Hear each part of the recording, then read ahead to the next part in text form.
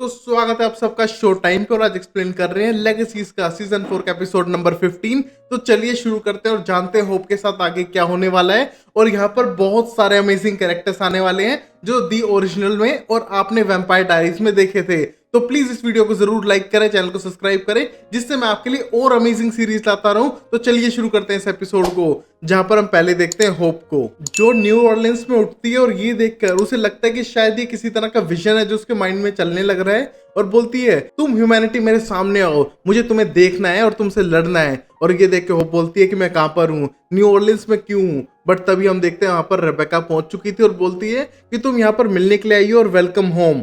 But हम देखते हैं यहाँ पर साफ करती है होप कि उसकी ह्यूमैनिटी वापस नहीं आने वाली है और वो ट्राई करना ही छोड़ दे। बट यहाँ पर रिबेका हार मानने वालों में से नहीं थी और यहाँ पर होप को लगता है कि किसी तरह का इल्यूजन है। और यहाँ पर उसे गुस्सा आने लगता है रिबेका पे कि उसकी फैमिली के नाम पे वो कब थे, उसके साथ कभी थे ही नहीं। और उसे गुस्सा आने लगता है जहाँ पर रिबेका बोलती है हाँ वो नहीं आ पाए उससे ज्यादा मिलने के लिए क्योंकि उसके भी कुछ रीजंस थे। और यहाँ पर हेडमास्टर ने तुम्हारी पूरी सिचुएशन के बारे में हमें बता दिया है, जहाँ पर ये अलारिक की बात कर रही थी। हम देखते हैं अलारिक ने इसी से बात की थी और यहाँ पर इसको एस्ट्रो प्रोजेक्शन से लेकर आ चुका है विंसेंट। और यहाँ पर इसको बहुत ज्यादा गुस्सा आ रहा है बट होप का गुस्सा कंट्रोल करने की कोशिश कर रही है रिबेका और बोलती है कि तुम्हारी ह्यूमैनिटी फ्लिकर कर रही है और कभी भी वापस आ सकती है, बस तुम्हें फोकस करना है। और यहाँ पर ये फोकस करने के लिए बिल्कुल तैयार नहीं है होप और थोड़ी फ्रस्ट्रेटेड दिखाई दे रही है क्योंकि उसे पता नहीं है इल्यूजन है या रियलिटी है या फिर कोई और चीज चलने लग रही है। बट तभी रेबेका बोलती है तुम न्यू ऑरलिंस में ही हो, तुम एस्ट्रो प्रोजेक्शन से यहाँ पर आई हुई हो और जो भी फंक्शन चल रहा है तुम्हारे डैड के फ्यूनरल की वजह से है, आज उनका फ्यूनरल था। हम देखते ये देख के इमोशनल होने लगती है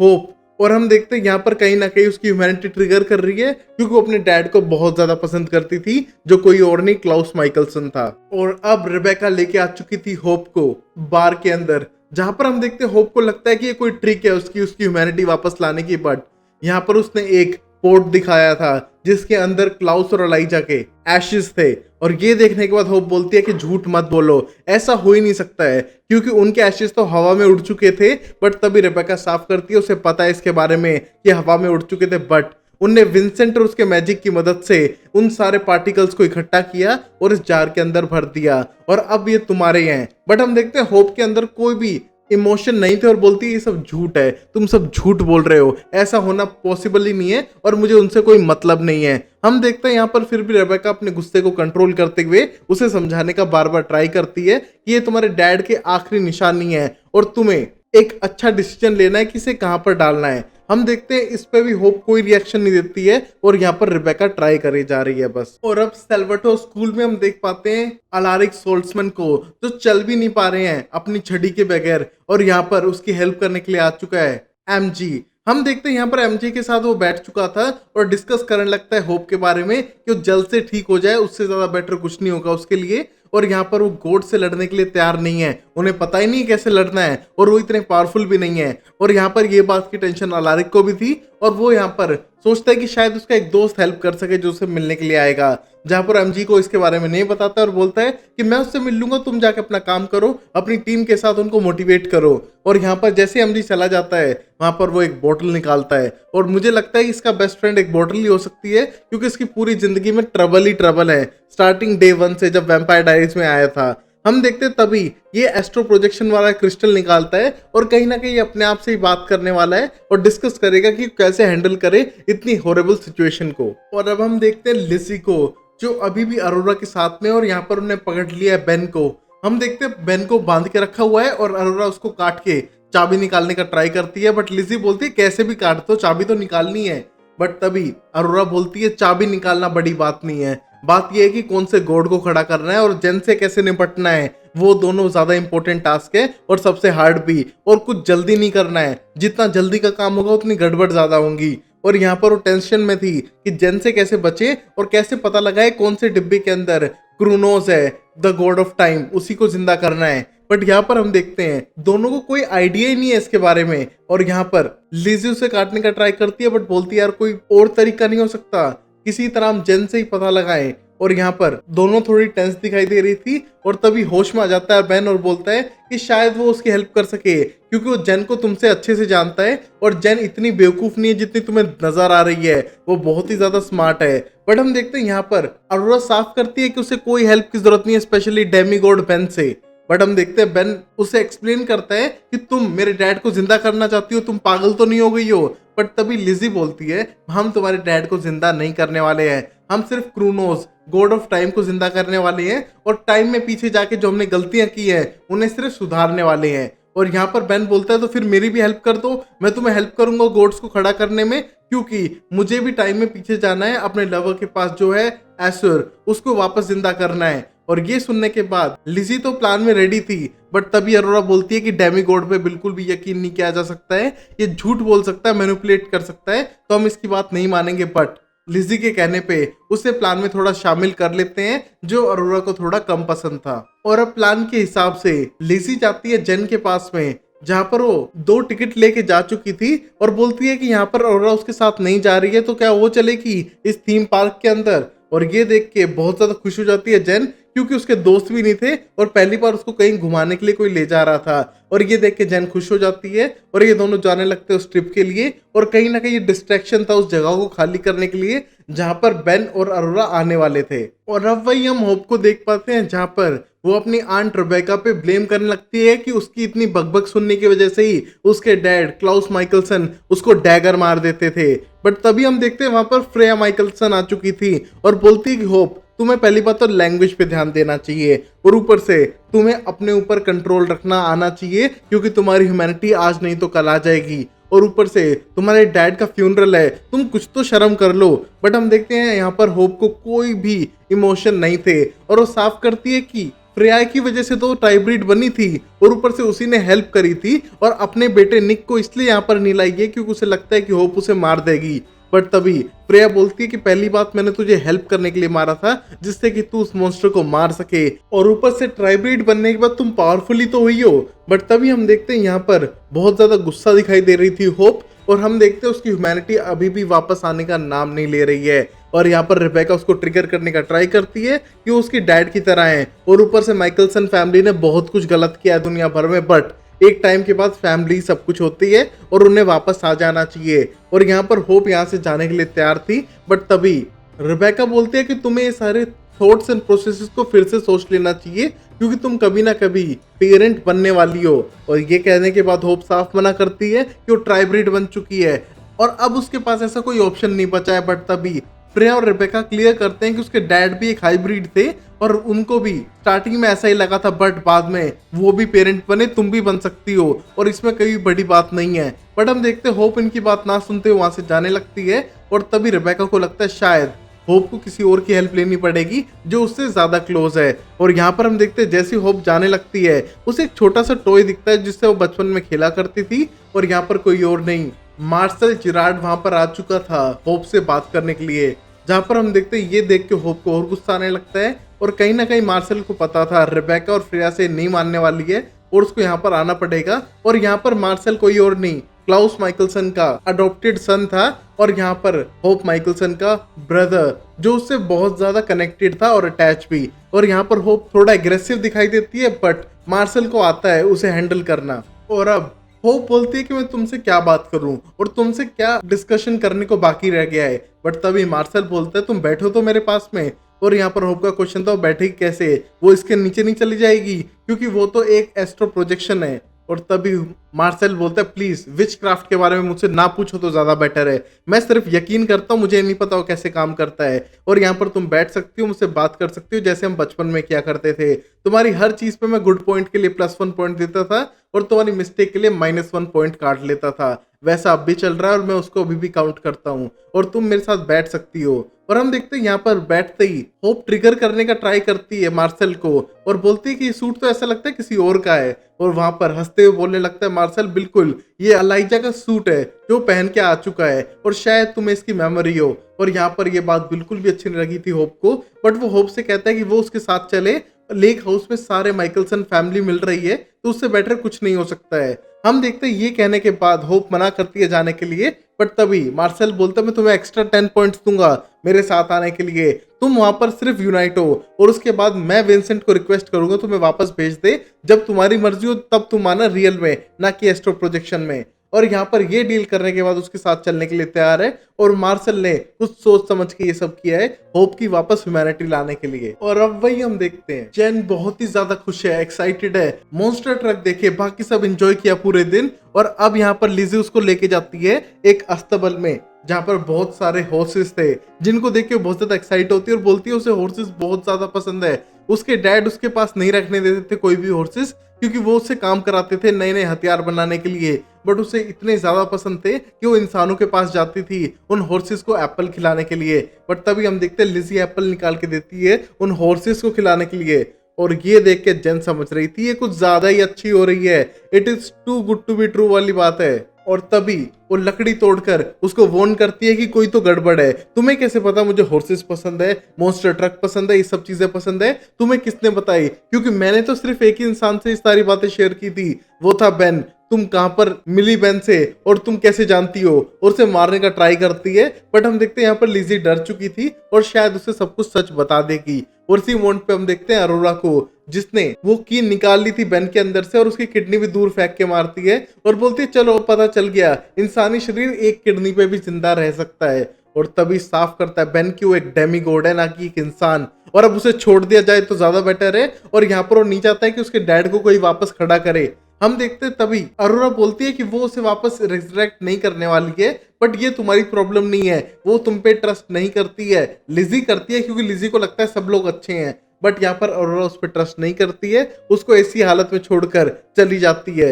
हम देखते हैं यहाँ पर अरोरा को लगता है कि उसको इस हालत में छोड़ना ज्यादा बेटर है और ऊपर से उसके पीछे आ ही नहीं सकता है।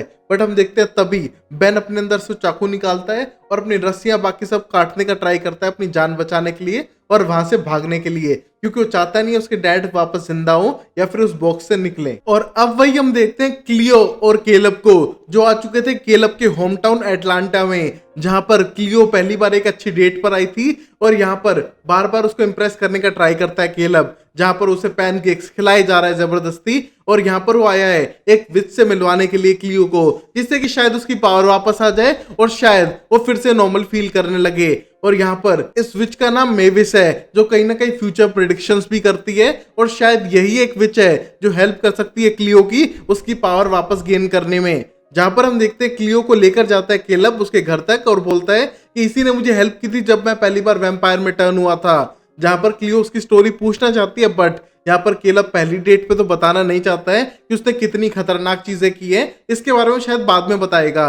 और यहाँ पर जैसे ही मेविस के घर पे पहुंचते हैं वो पहले गेट खोलती है और बोलती है क्लियो आपका स्वागत है। और ये देखे क्लियो को लगता है कि शायद केलब ने इसके बारे में सब कुछ बता दिया होगा इसे, बट तभी पता चलता है नहीं, ये विच पहले ही प्रिडिक्ट कर लेती है लोगों के नाम और बाकी सब चीजों को। और यहाँ पर उसको बुलाने के बाद एक्सप्लेन करती है कि क्लियो के चारों तरफ एक अलग ही हो रहा है जो एक अलग पावरफुल विच में होता है, तो शायद वो उसे सही कर सकती है। और तभी उसके हाथ पकड़ के उसे विजन दिखाने लगती है, जहां पर ये बताती है कि इसे विजन कभी कभी आते हैं खुद से, वो सोचने पे नहीं कर पाती है। तो तभी हम देखते हैं क्लियो के हाथ पकड़ के वो विजन देखने का ट्राई करती है, बट विजन के साथ साथ घर हिलने लगता है। हर कोई डर चुका था, स्पेशली केलब, और बोलते हैं प्लीज क्लियो तुम हाथ छोड़ दो। और हम देखते हैं यहाँ पर क्लियो बेहोश हो जाती है और उसकी आंखें वैसी चमकने लगी थी जैसे वो म्यूज होने पे चमका करती थी। और ये देख के बहुत ज्यादा केलब डर चुका है, क्योंकि अब क्लियो बेहोश हो चुकी है। और तभी मेविस बोलती है इससे पूछो हुआ क्या है, फ्यूचर में इसने क्या प्रेडिक्शन देखी है। और यहाँ पर मेविस डर चुकी थी और क्लियो बेहोशी की हालत में है, जिसको देख के केलब को लगता है शायद क्लियो को यहाँ लाना एक गलत आइडिया था। और अब मार्शल लेके आ चुका है होप को उनके लेक हाउस तक। हम देखते हैं सब लोग यहाँ पर उसका वेट कर रहे थे, जहां पर होप आने के बाद साफ पड़ती है कि वो इसलिए आई है क्योंकि विंसेंट अपना स्पेल गिरा देगा, उससे ज्यादा उसे कोई मतलब नहीं है। यहाँ पर हम देखते हैं ये बात सुन के रेबेका को बिल्कुल अच्छा लगता है कि ये बात मार्शल ने बता दी है। और यहाँ पर वो दोनों किस करते हैं और ये देख के होप बोलती है कि रियली मेरे डैड के फ्यूनरल पे तुम किस कर रहे हो, ये जरूरी है क्या? और यहाँ पर उस पोर्ट को देखते हुए बोलती है कि तुम्हारी मर्जी है, तुम्हें कहीं भी रखना और रख दो, मुझे कोई मतलब नहीं है। और वैसे भी मैं यहाँ पर खाना खाने के लिए नहीं आई हूँ, किसकी प्लेट लगाने लग रहे हो? और तभी पता चलता है ये प्लेट कोल की थी। हम देखते हैं कोल होप को समझाने का ट्राई करता है उसके डैड के एशेस को वो संभाले, कहाँ पर डालने हैं, कहाँ पर फैलाने हैं, अगर कुछ करना है उसके साथ तो। और उसके भाई पे सबसे ज्यादा हक उसका ही है क्योंकि वो उसकी बेटी है और वहां पर उसकी तो हमेशा ट्रबल रही है क्लाउस माइकलसन के साथ में, तो चाहता है कि उसकी बेटी कुछ डिसाइड करे। और यहाँ पर होप बोलती है उसे कोई मतलब नहीं है, चाहे कचरे के डिब्बे में डाल दो। और ये सुन के मार्शल को गुस्सा आने लगता है क्योंकि कहीं ना कहीं क्लाउस उसका डैड था और वो उसकी रिस्पेक्ट करता था चाहे कितनी भी लड़ाई हो। और ये देख के मार्शल बोलता है -10 पॉइंट्स, होप ये गेम में तुम हार चुकी हो। और यहाँ पर होप को गेम की कोई परवाह ही नहीं थी और बोलती है सबसे कि उसे बस यहाँ से जाना है। और जैसे ही तुमने कहा था कि लास्ट टाइम बाय कह के मैं जा सकती हूँ, तो मैं अब तक वापस क्यों नहीं गई हूँ। और ये कहने को रेबेका हंसने लगती है और बोलती है कि हर बार की तरह मार्शल ने तुम्हें ट्रिक कर दिया, तुम चाहो तो कभी भी जा सकती थी, आने के बाद ही जा सकती थी, बट तुम नहीं गई क्योंकि तुम्हारे अंदर की ह्यूमैनिटी तुम्हें रोके हुए है। और जो स्पेल विंसेंट ने किया है उसके मुताबिक तुम कभी भी यहाँ से जा सकती हो जब तुम्हारा मन हो, बट कहीं ना कहीं तुम्हारे अंदर भी वेट और रुकने की इच्छा है जिसकी वजह से तुम यहाँ पर रुकी हुई हो। और तुमको डिसाइड करना ही पड़ेगा कि तुम अपने डैड की एशेस का करोगी क्या। और यहाँ पर ये सोचते हुए वो बैठ जाती है और बोलती है अगर मैं सेल्फिश तरीके से ना सोचूं तो मेरे डैड ने पूरी दुनिया घूमी थी, हर किसी चीज को कॉन्कर किया था, बट उसने लास्ट अपना होम न्यू ऑर्लिन्स को बनाया, तो शायद उनके एशेस यहाँ होनी चाहिए। बट ये इससे पहले मिस्टिक फॉल्स में थे जहाँ पर उनका जन्म हुआ और उन्हें अपनी लाइफ स्टार्ट की, तो शायद उनकी एशेस को मेरे पास मिस्टिक फॉल्स में होना चाहिए। और वो उसको अपने पास रखना चाहती है और वो डिसाइड करेगी कहाँ पर स्प्रेड करना है, पानी में, पेड़ों के पास, क्योंकि जहाँ पर उनका घर था उन्हें वही रहने दिया जाए। और ये कहने के बाद सब लोग इमोशनल होने लगते हैं और तभी हम देखते हैं फ्रेया माइकलसन ने जानबूझ के किया था जिससे कि उसकी ह्यूमैनिटी ट्रिगर हो। और यहाँ पर होप का अल्टरनेटिव वर्जन जो उसकी ह्यूमैनिटी है उसे दिखने लगी थी और ये देख के होप उसे लड़ने के लिए जाती है। और ये देख के सब लोग खुश थे कि कोई चांस तो है जिससे कि होप सही हो सकती है और वो फ्यूचर में ज्यादा से ज्यादा विजिट करेंगे होप को और वो प्लान बनाएंगे जिस तरह की कोल डवीना के साथ उसे मिलने के लिए आएगा और यहाँ पर फ्रेया भी उसे मिलने के लिए फ्यूचर में आने ही वाली है। और ये देखते हुए सब लोग खुश होने लगते हैं और होप जाती है सीधा लड़ने के लिए अपने अल्टरनेटिव ह्यूमैनिटी वर्जन से, जहां पर उनके बीच में लड़ाई हो चुकी थी। और यहाँ पर ये अपने ही माइंड के अंदर अपनी ह्यूमैनिटी से लड़ने की ट्राई कर रही है, बट हम देखते हैं ह्यूमैनिटी ज्यादा स्ट्रांग हो चुकी है क्योंकि उसने होप को इमोशनल कर दिया उसकी फैमिली और फादर के लिए, जहाँ पर वो अपने फादर से सबसे ज्यादा प्यार करती थी और उसकी फैमिली उसके लिए बहुत ज्यादा केयर करती है और बहुत कुछ सेक्रीफाइस करती है।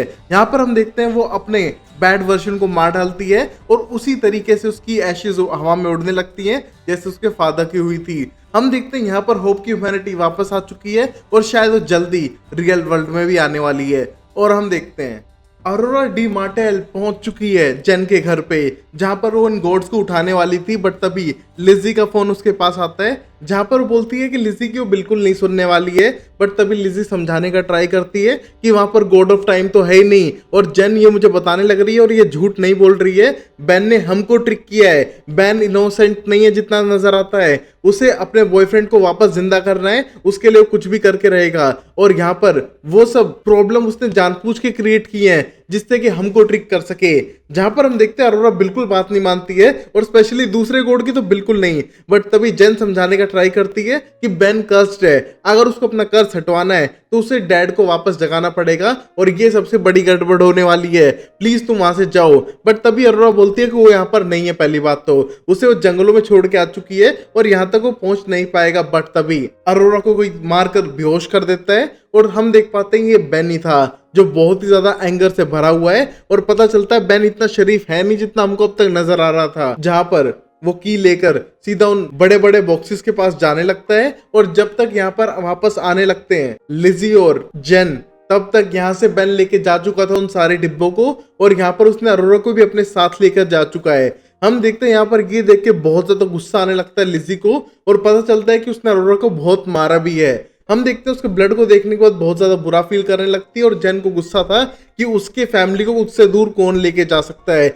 उसे अब रिवेंज चाहिए। बट यहाँ पर ये अब दोनों कुछ भी नहीं कर सकते हैं तो बैठ के खाने लगते हैं, जहां पर इमोशनल बहुत हो चुकी थी लिज़ी क्योंकि उसे समझ नहीं आ रहा क्या करे। अरोरा का साथ छूट चुका है, होप का साथ छूट चुका है, अब वो अकेली है और जो उसने प्लान बनाया था वो फेल हो चुका है, जिसपे वो ट्रस्ट करना चाह रही थी जो बेन था उसने भी धोखा दे दिया, तो पता नहीं वो आगे क्या करेगी। बट तभी जेन उसके साथ खाना शेयर करती है और बोलती है तुम अपनी स्टोरी बता सकती हो, मेरी फैमिली बहुत अजीब थी तो तुम्हारी कोई बड़ी बात नहीं होगी, तुम अपनी फीलिंग्स को भी शेयर कर सकती हो। जहां पर थोड़ा कंफर्ट फील करती है लिजी और अपनी बात बताने लगती है जेन को। और यहाँ क्लियो होश में आने लगती है जिसके पास बैठा हुआ था केलब। जहां पर क्लियो बताने लगती है कि उसको एक विजन आया जहां पर सब लोग खत्म होने जा रहे थे, उसके दोस्त सारे इनोसेंट लोग मरने वाले हैं और इसमें शायद उसे कुछ करना पड़ेगा और गोड्स को वापस आने से रोकना पड़ेगा, और अगर ऐसा नहीं हुआ तो सिर्फ तबाही होगी। और यहाँ पर ये कहने के बाद वो डर चुकी थी और यहाँ पर क्लियो बोलता है कि वो उसका पूरा साथ देगा और सेकंड डेट के लिए प्लान करेगा।